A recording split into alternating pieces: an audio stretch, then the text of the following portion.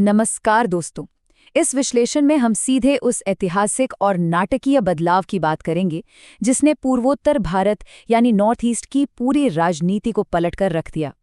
ये कहानी है एक ऐसे असाधारण रणनीतिकार की जिसने इस पूरे बदलाव की पटकथा लिखी है। चलिए बिना किसी देरी के सीधे डेटा और तथ्यों पर आते हैं और देखते हैं कि ये सब आखिर हुआ कैसे। अगर हम इन आंकड़ों पर एक नज़र डालें तो ये देखना सच में हैरान कर देने वाला है। जरा सोचिए, साल 2014 में नॉर्थ ईस्ट के किसी भी राज्य में बीजेपी की सरकार नहीं थी और 25 में से सिर्फ 8 लोकसभा सीटें उनके पास थीं। और अब वर्तमान स्थिति देखिए, सभी 8 राज्यों में बीजेपी या नैडा का शासन है और एनडीए के पास 18 सीटें हैं। ये कोई छोटी मोटी राजनीतिक लहर नहीं थी। इस पूरे बदलाव को मुख्य रूप से एक ही व्यक्ति की रणनीतियों ने दिशा दी है। तो चलिए सबसे पहले इस विश्लेषण के पहले हिस्से पर चलते हैं, पूर्वोत्तर की बदलती राजनीति। ये संख्या 8 अपने आप में एक बहुत बड़ी कहानी कहती है। आज पूर्वोत्तर के 8 राज्यों में बीजेपी या उसके सहयोगी दलों की सरकार है। उस क्षेत्र में जहां दशकों तक सिर्फ एक ही पार्टी यानी कांग्रेस का दबदबा हुआ करता था, वहां ये परिवर्तन होना बिल्कुल असंभव सा लगता था। लेकिन ये असंभव सा लगने वाला काम आखिर हुआ कैसे? इस पूरे पॉलिटिकल अर्थक्वेक को समझने के लिए हमें समय में थोड़ा पीछे जाना होगा। आगे बढ़ते हैं हमारे अगले हिस्से की तरफ, विस्मय बालक का उदय। कहानी शुरू होती है 1979-80 के दौर से, जब असम आंदोलन अपने चरम पर था। तब एक 10 साल का बच्चा आसो यानी ऑल असम स्टूडेंट्स यूनियन के दिग्गज नेताओं के साथ घूम रहा था और प्रेस रिलीज पहुंचाने का काम करता था। इतनी छोटी उम्र में इतनी ज्यादा सक्रियता देखकर लोगों ने उसे विस्मय बालक या वंडर बॉय कहना शुरू कर दिया। फिर 1992 में कॉटन कॉलेज से लगातार 3 बार महासचिव चुना जाना और 1994 में कांग्रेस में शामिल होना, ये सब दिखाता है कि उनका लक्ष्य शुरू से ही शीशे की तरह साफ था। उन दिनों की एक बहुत ही दिलचस्प बात देखिए जो उनके आत्मविश्वास के स्तर को दर्शाती है। अपने कॉलेज के दिनों में ही जब वो सिर्फ एक छात्र नेता थे, उन्होंने अपनी होने वाली पत्नी रिनिकी भुइयां से एक बड़ा ही बेबाक वादा किया था। जब रिनिकी जी ने उनसे पूछा कि वो अपनी माँ को उनके भविष्य के बारे में क्या बताएं, तो उनका जवाब था, अपनी माँ से जाकर कह दो कि मैं एक दिन असम का मुख्यमंत्री बनूंगा। उस वक्त शायद ये एक कोरा सपना लग रहा हो, लेकिन उनका दृढ़ संकल्प बिल्कुल स्पष्ट था। हालांकि ये सफर बिना असफलताओं के नहीं था। 1996 में जब उन्होंने अपना पहला चुनाव लड़ा, वो भी अपने ही पूर्व राजनीतिक गुरु भृगु फुकन के खिलाफ, तो उन्हें करारी हार का सामना करना पड़ा। लेकिन इस हार के बाद तत्कालीन प्रधानमंत्री पीवी नरसिम्हा राव जी से उन्हें एक ऐसी सलाह मिली जो आगे चलकर उनका राजनीतिक मंत्र बन गए। उन्होंने कहा कि चुनाव हार जाओ, लेकिन अपना जालुकबाड़ी निर्वाचन क्षेत्र कभी मत छोड़ना। और बिल्कुल यही हुआ। वो वहां रुककर लोगों से जुड़ते रहे, जिसका नतीजा ये निकला कि 2001 में उन्होंने उसी सीट से भृगु फुकन को हराकर शानदार जीत दर्ज की। यहां से आते हैं हमारे अगले पड़ाव पर, कांग्रेस का सफर और बढ़ता मनमुटाव। साल 2011 आते आते एक बिल्कुल अलग ही विरोधाभास यानी कॉन्ट्रास्ट सामने आने लगा।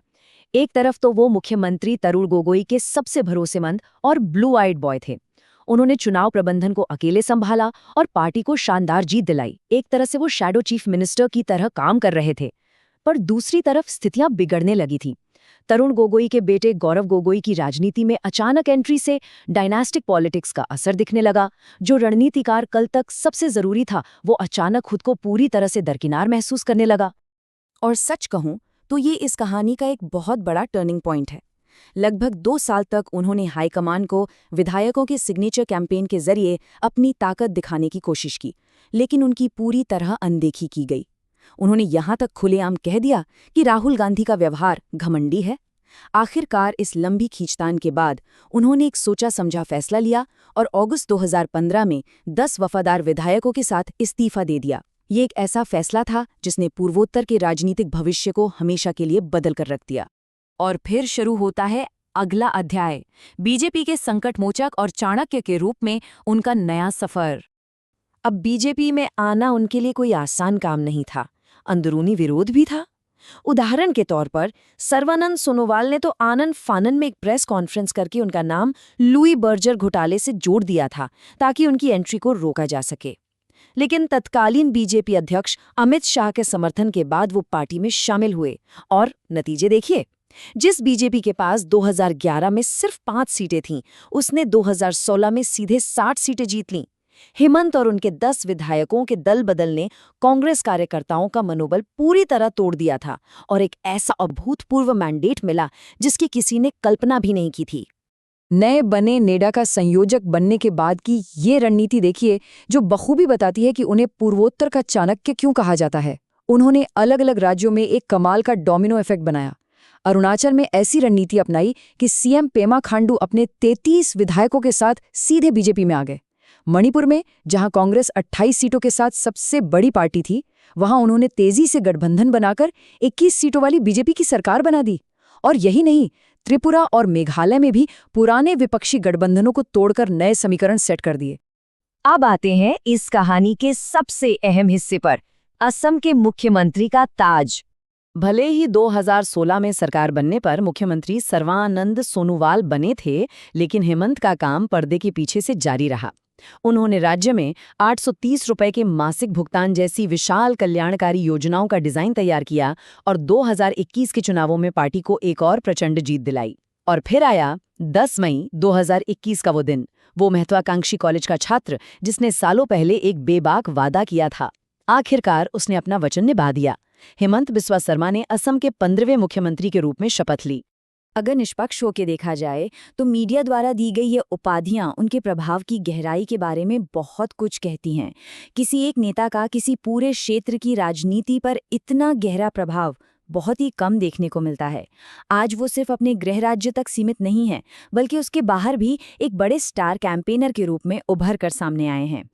तो इस पूरे विश्लेषण को समेटते हुए जो सबसे महत्वपूर्ण सवाल उभर कर आता है वो ये है कि आने वाले समय में राष्ट्रीय राजनीति में इस पूर्वोत्तर रणनीतिकार की क्या भूमिका होने वाली है। जिस तरह से उन्होंने राजनीतिक जोड़-तोड़ और गठबंधनों को साधा है, क्या वो नेशनल लैंडस्केप को भी आने वाले सालों में इसी तरह बदलेंगे? यह निश्चित तौर पर आगे देखने वाली बात होगी। इस विश्लेषण का हिस्सा बनने के लिए धन्यवाद। सीखते रहिए और ऐसे ही जटिल विषयों को सरलता से समझते रहिए।